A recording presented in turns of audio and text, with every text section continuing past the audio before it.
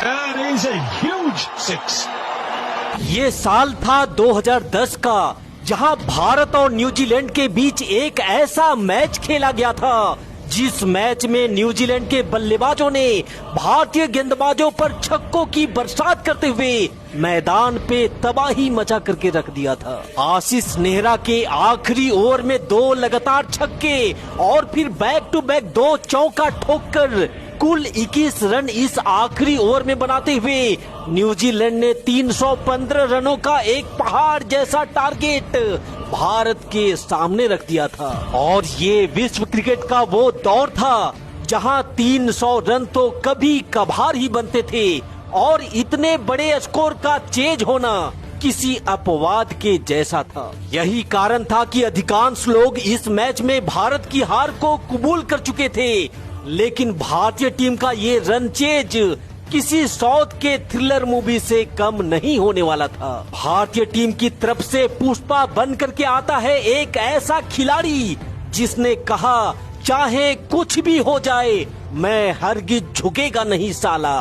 तो कौन है वो खिलाड़ी और कैसा था उसका चमत्कार, देखने के लिए वीडियो में आखिरी तक हमारे साथ बने रहिए। साथ ही इस वीडियो को लाइक कर कमेंट में जय हिंद लिखना भी बिल्कुल मत भूलिएगा। न्यूजीलैंड के 315 रनों के जवाबी कार्रवाई में गौतम गंभीर के साथ पार्थिव पटेल भारतीय पारी की आगाज करने मैदान पर दस्तक देते हैं, जहां पहले ओवर की दूसरी गेंद पर ही गौतम गंभीर ने सिंगल लेकर अपना और साथ में भारतीय टीम का खाता भी जरूर खोल लिया था। लेकिन इस पहाड़ जैसे टारगेट तक पहुंचने के लिए भारत को जरूरत थी बाउंड्री की, और इसका श्री गणेश किया पार्थिव पटेल ने। He squeezed that through, so he's away as well. Parthiv Patel, this is a fast outfield, and it wins the race. So 4 for Parthiv Patel. Kyle mills की ये गेंद, छोटा पैकेट बड़ा धमाका, पार्थिव पटेल का ऑफसाइड पे करारा प्रहार, 4 रन। यहाँ पार्थिव पटेल ने तो अपनी मंशा साफ कर दी थी, लेकिन दूसरी छोर से गौतम गंभीर को भी जरूरत थी कुछ ऐसी ही ताबड़तोड़ बल्लेबाजी करने की। फिलहाल मिडिल स्टंप पर डाली गई इस शॉर्ट पिच गेंद को पार्थिव पटेल ने कलाइयों के सहारे खूबसूरती के साथ मोड़ दिया है। गेंद गैप में है जो जोड़ करके जाएगी पार्थिव पटेल के खाते में एक और चौका। और ये लीजिए, पटेल के खाते में एक और जोड़ दीजिए। यहाँ गौतम गंभीर का बल्ला भले ही शांत था, लेकिन पार्थिव पटेल का बल्ला पूरी तरह से हल्ला करता हुआ। Brilliant. 4 more. He got a hand to it, but couldn't quite stop it up to. These guys are really laying into them. फिलहाल काइल मिल्स की गेंद पर गौतम गंभीर के पास भी था हाथ खोलने का मौका, कट करके भेज दिया 4 रनों के लिए। पहला चौका गौतम गंभीर के खाते में आता हुआ। और जब गंभीर चलते हैं तो रुकने का नाम कहां लेते।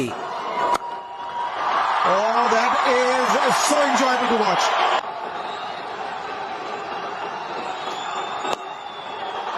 For more, there's nobody on fine leg. The man is in for the catch. Gautam Gambhir has just turned it, used the pace of the delivery to get successive boundaries now. That's gone in the air as well, and that's running away for 4. You're just giving too much room, and they're playing to the strength of both these batsmen at the moment, New Zealand. Nicked in 4 more. Ounce of luck, but New Zealand need wickets, and short cover and short mid wicket are not going to do it for them. Where are the slips? Oh, that's not a bad delivery.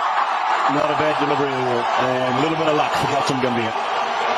यहाँ गौतम गंभीर एवं पार्थिव पटेल ने भारतीय team को एक सदी हुई शुरुआत दिलवाते हुए 9.3 ओवर में ही 67 रन टीम इंडिया के खाते में जोड़ दिए थे। लेकिन तभी 10वें ओवर में गौतम गंभीर 24 बॉल में 27 रनों की पारी खेल आउट हो जाते हैं और 67 के स्कोर पर भारतीय टीम को पहला झटका लग जाता है। गौतम गंभीर का विकेट भारतीय टीम के लिए एक बड़ा झटका था, लेकिन इससे भी बड़ा झटका भारतीय टीम को तब लगता है जब विराट कोहली, जिनसे एक बड़ी पारी की उम्मीद थी वो अपना खाता तक नहीं खोल पाते हैं और 0 के स्कोर पर कोहली भी पवेलियन वापस लौट जाते हैं। एक ही ओवर में 2 विकेट खोकर यहाँ दबाव पूरी तरह से भारतीय टीम के ऊपर आ चुका था, लेकिन फिर यहाँ से आगे युवराज सिंह के साथ मिलकर पार्थिव पटेल ने भारतीय पारी को संभाला और जीत की राह पर आगे बढ़ना शुरू कर दिए।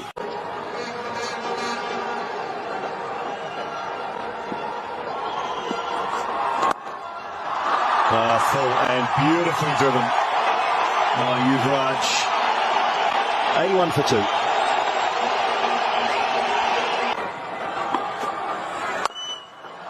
That's a good hit. It's gone the distance.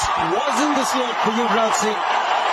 यहाँ युवराज सिंह ने आते ही ताबड़तोड़ बल्लेबाजी करते हुए उदास बैठे भारतीय समर्थकों के दिलों में खुशी की लहर दौड़ा दी थी।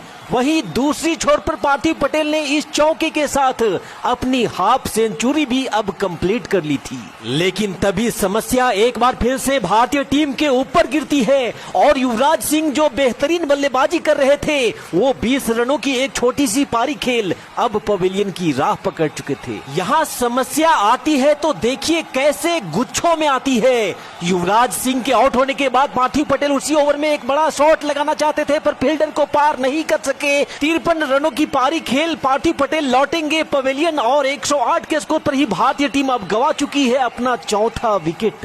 अब क्रीज पर दोनों नए बल्लेबाज थे, एक छोर पे थे हिटमैन रोहित शर्मा तो दूसरी छोर पे उनका साथ दे रहे थे यूसुफ पठान। इन दोनों बल्लेबाजों ने बड़ी ही सूझबूझ के साथ बल्लेबाजी करते हुए भारतीय पारी को आगे बढ़ाना शुरू कर दिया। फिलहाल रोहित शर्मा ने चहलकदमी करते हुए उड़ा दिया इस गेंद को, आसमान में तारा बनी ये गेंद गिरेगी दर्शक दीर्घा में 6 रनों के लिए। जिस ताबड़तोड़ बल्लेबाजी की उम्मीद भारतीय फैंस रोहित से कर रहे थे, रोहित उस पे 100% खरे उतरे। यहाँ एक बार फिर से रोहित के पास था हाथ खोलने का मौका, जिसपे ऑफ साइड पे हिटमैन ने जड़ दिया धमाकेदार चौका।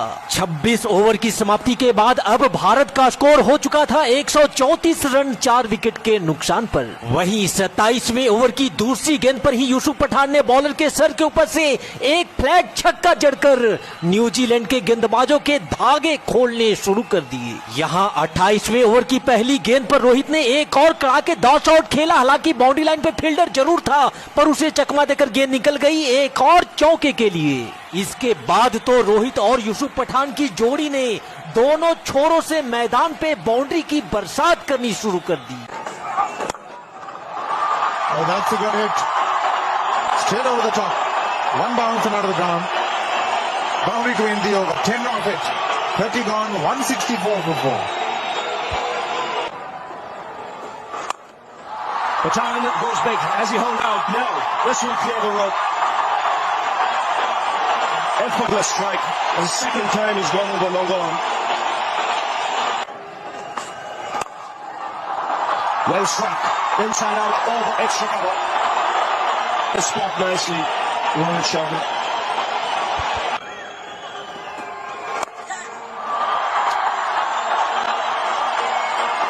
Splits the field. यहाँ यूसुफ पठान और रोहित शर्मा ने न्यूजीलैंड के गेंदबाजों को तूफान का दर्शन करवाते हुए भारत के स्कोर को 186 रनों तक पहुंचा दिया था।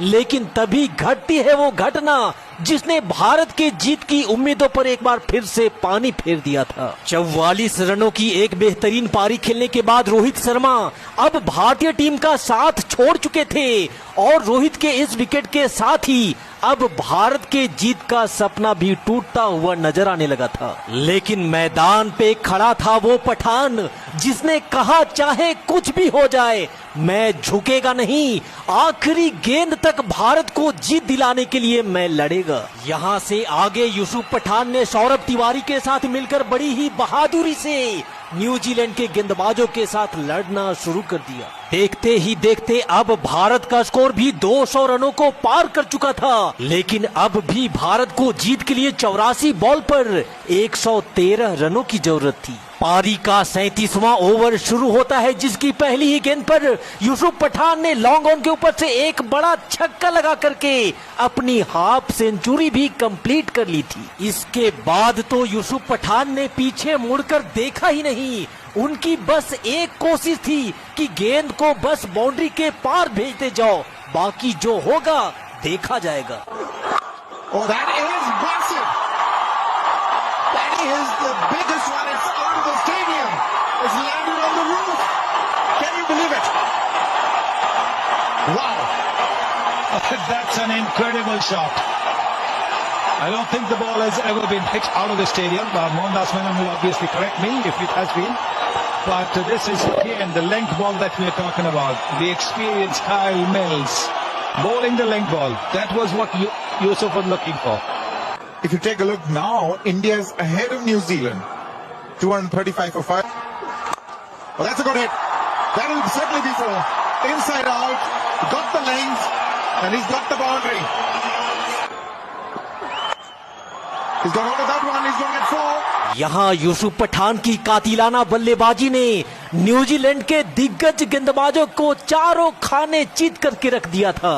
अब उनके चेहरों पर फ्रस्ट्रेशन साफ तौर पर दिखाई दे रहा था। अब गेंद बची थी 45 और रन चाहिए था 62। इसी बीच इस बार फुल टॉस गेंद को फुटबॉल की तरह उड़ा करके भेज दिया यूसुफ पठान ने वन बाउंस से एक और चौके के लिए। और यूसुफ पठान को यहाँ बॉल डालोगे तो किसी भी हाल में बक्से नहीं जाओगे। एक और छक्का यूसुफ पठान के बल्ले से निकलता हुआ। तो कैसी लगी न्यूजीलैंड वालों पठान की मेहमान नवाजी? 97 के स्कोर पर पठान सामना करेंगे अगली गेंद का। और एक बार फिर से पठान के पाले में थी ये गेंद, उड़ा करके भेज दिया है। क्या बाउंड्री को पार करेगी? बिल्कुल करेगी। इस छक्के के साथ यूसुफ पठान पूरा करेंगे अपना शतक।